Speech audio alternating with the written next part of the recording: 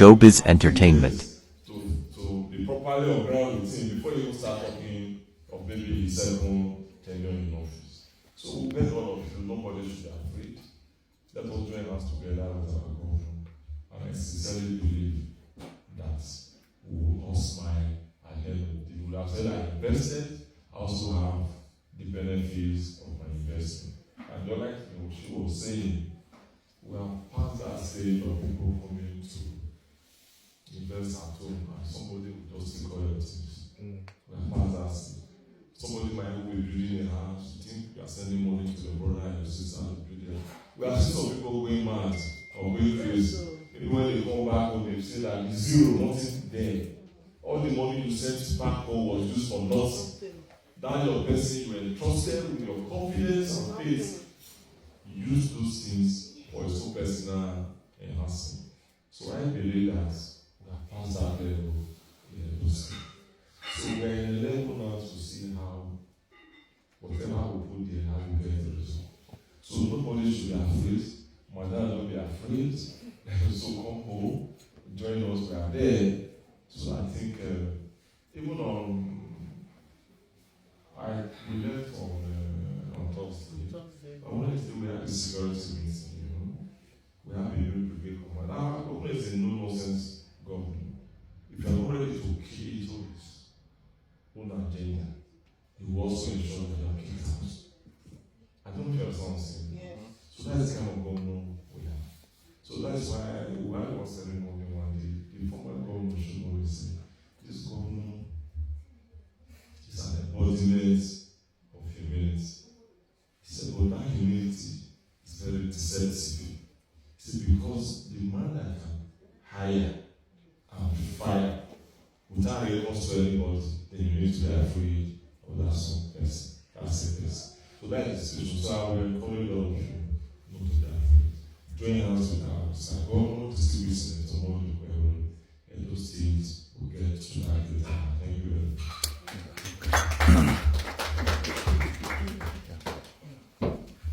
Thank you very much, Executive Speaker, Leader, and my DG.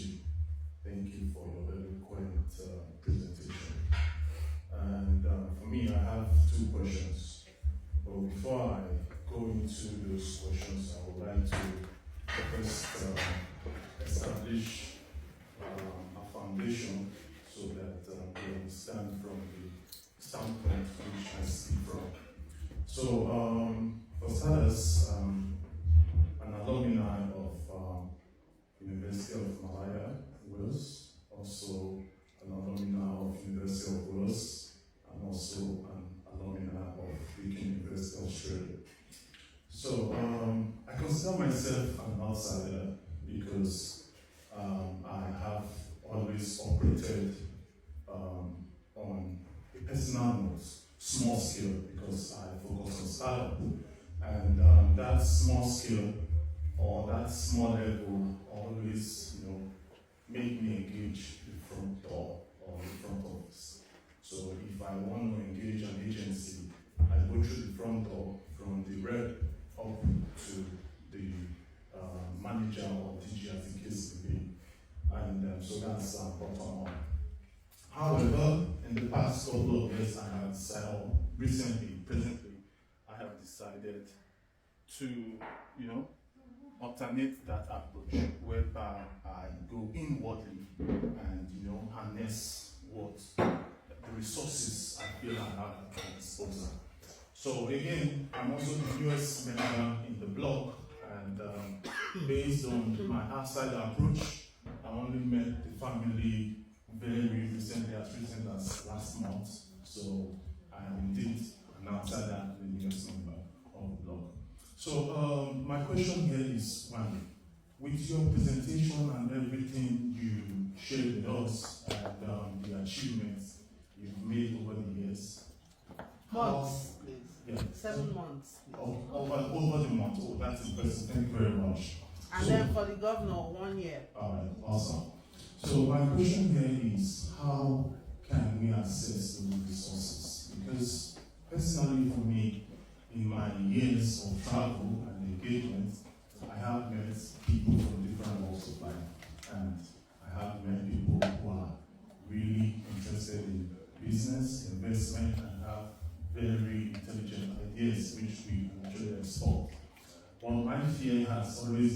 how to, give them a soft land, like you mentioned, that soft land whereby they don't end up in sand, and also they give us a negative label that we are trying and striving to clean up. So, which brings me to this question: how can we access these resources? They be available online? If yes, which channel can we use to access them? So when we are, pitching or engaging these potential investors, we can be speaking on fact and verifiable facts. And in addition, another particular personal question for me is: what are the approach or modalities in place to protect diaspora investments? That's very important. I speak of this because, like I said, at my small scale, pardon me, I'm also eloquent, and when I speak, I intend to feature because I'm really on the market and more for tour than a speaker. So, like I said, at my small scale, I am already involved in real estate across Edo State, Delta State, and Abuja. So at this small scale, and I'm looking to scale. Scaling is part of my vision. Okay. Also, I'm also invested in agriculture, and in addition, I am actually looking to, integrate all of these ideas, bring them over here, and maybe sell them and generate capital, which I feel is actually very doable. However, at my small scale, my small investment I have sent have actually brought negative result, sadly so, and to a large extent, sabotage, vandalism, and where you cannot pinpoint the actors or perpetrators. That is why, for me, I fear if I pitch and successfully get an investor who is willing to come with me to Nigeria, particularly Edo State, how do I protect their interests? How do I secure their investments? Whereby I don't end up painting a bad picture and also contaminating the already existing image which we have globally. And in addition, I also feel from this gathering here, I am here in particular to pick on some of the ideas which I feel with my capacity I can scale. But the key thing is how to protect and secure this investment. So thank you. Thank you. Just Ambassador. let him ask so that we can take the tour. Yeah.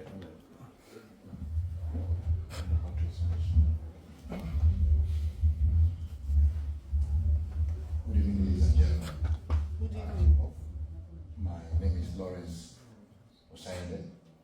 My question is going to be a little bit different from what everyone is saying. I term security is completely different from other people's views and perspectives. So when I call security, I call for street light, I call for water supply, because a lot of people think they have water in their house, but actually they have boreholes. That's what they call tap water in Nigeria as we speak, especially in Edo State. They take tap water as the borehole water, which is actually creating a lot of problem when people don't see it. To fix a borehole in a house is supposed to be 600 meters square from each other. People don't take that as a perspective. Because every house has a borehole, we also have toilets in the front of the house. So the water, all of them, we are tapping it from the ground. The one we are putting in is also going to the ground. And the water, what they drink is typhoid and malaria. So how do the government come into it and start seeing, instead of letting people go to hospitals and you hear people saying, I'm flushing fever, I'm flushing malaria. People are hanging their leg up somewhere, in the name of the water they are drinking and the one they are selling in the street. Some of the waters are there. That is security. Street lights, when you have street lights in the street, criminals reduces. Because only in the dark criminal can operate. I understand the previous government removed street lights because we don't consult it. But that's by the way. You have a new government and who's trying to make sure things run properly as we speak. And then we come to the policing, which everybody is already fed up with already. So when they bring in, the police force is not actually helping the people. This bribing, you must pay somebody in the office before they come and help you, or you can't buy petrol. For a police van to actually go and help someone that is dying, you call the police officer, you have a problem, say they don't have a car. You have to buy them a petrol to be able to come to rescue you. And now government is investing money on drones. We're going to fly the drone from the police headquarters or from the military barrack who is supposed to be in the forefront. Where are we going to use the drone from? If the police cannot even move their car. That's another thing. That is security we're talking about there. The water supply system in the state was shut down back in probably by Ojegu, if I'm not mistaken. Yeah, many years ago. And I still believe the water board is still there, maybe some staff is still receiving salary for no reason. So all these things, the government needs to tell us, if you say, come and invest in the state where we don't have street light, common street light, you don't have it. And people are walking in the dark. You cannot visit your park because there's no street light, and at a point you can just stop the light. My brother works in the power industry. I know how the light is distributed in Edo State. I can tell you where the power is going to be shut down tonight. I will tell you where it's going to be on the next day, because it tells me all the data, and I keep asking questions. Why is it like this? There's no answer, because the electricity is privatized. The people that call the shots are up there. And once they privatize things in Nigeria, they cut out the state government. And it's very, very difficult for the state government to come in. I understand the Oshomo power plant is being reconnected to the power grid for the BTP power grid now because of the percentage and the power wasn't supplied correctly. So when we talk about security, I have the water supply, the electricity supply, and the road networks. That is my own security. Not just because there's Boko Haram in the forest, we're going to go and fight Boko Haram, there's no route to get to them. I understand the other time the government came up with a exact route that was already completed. And you only discover that the upper road is finished, this one is already paid, that this one is done already.